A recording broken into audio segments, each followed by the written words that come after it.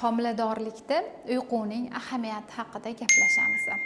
Homiladorlikda organizmda gormonlar o'zgarishi bo'ladi. Ya'ni progesteron gormoni bilan estrogen gormonlari ko'payadi. Shuni hisobiga qon tomirlarda kengayish bo'ladi. Organizm o'zini himoya funksiyasi hisobiga uyquchan bo'lib qoladi homiladorlar asosan. Bunday vaqtda biza ayollarga yordam berishimiz kerak bo'ladi. Ya'ni uni uxlaganiga gapirmay turish, ozginagina ularga ustupkaga borishimiz kerak bo'ladi.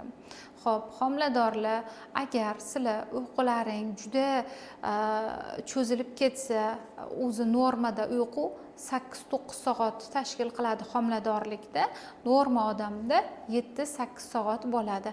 Agar siz 7-8 soat uxladingiz va siz uxlagandan keyin ham sizda charchoq holatlari o'tib ketmadi.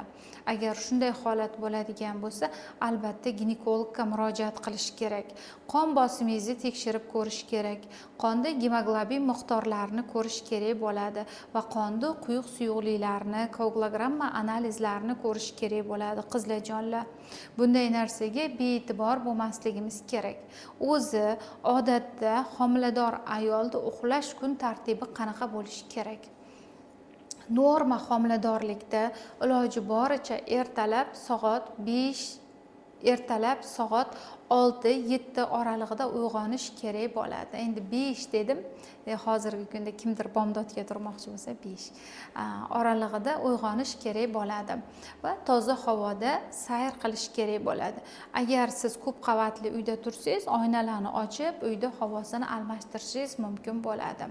Va kun tartibi davom etadi. Obedda soat 12-1 oralig'ida, kimdadir 1-2 oralig'ida ozginagina yarim soat 40 minut davomida dam olish vaqtini o'tkazsangiz bo'ladi. Agar kunlar qisqa bo'lganda, kunlar uzun bo'lganda 1 soat, 1,5 soat obedda dam olsa bo'ladi.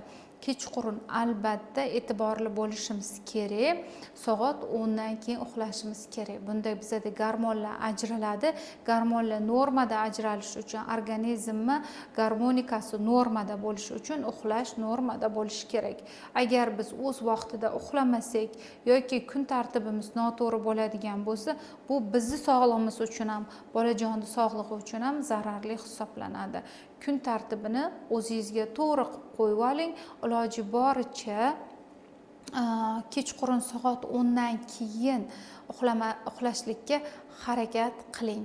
Uxlashdan oldin albatta iliq dush qabul qiling va agar icha olsangiz qoshiq asalli sutga aralashtirib iliq sutga ichib uxlasangiz uyqungiz yanada tiniq bo'ladi.